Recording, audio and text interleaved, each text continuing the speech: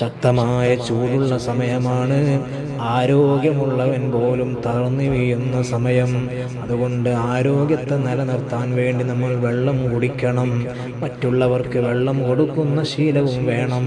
മഹാനായ സഅദ് റളിയല്ലാഹു അൻഹു ചോദിക്കുകയാണ്, യാ റസൂലല്ലാഹ്, അയ്യു സദഖത്തി അഫ്ളലു, നബിയെ ഏറ്റവും ശ്രേഷ്ഠമായ സദഖ ഏതാണ്?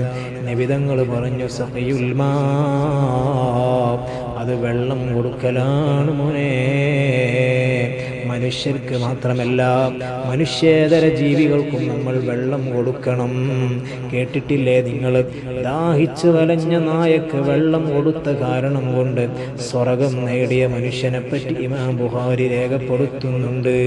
അതുപോലെ തന്നെ പൂച്ചക്ക് വെള്ളം തടഞ്ഞ കാരണം കൊണ്ട് നരകം കൊടുത്ത ചരിത്രവും ഇമാം ബുഖാരി രേഖപ്പെടുത്തുന്നുണ്ട്.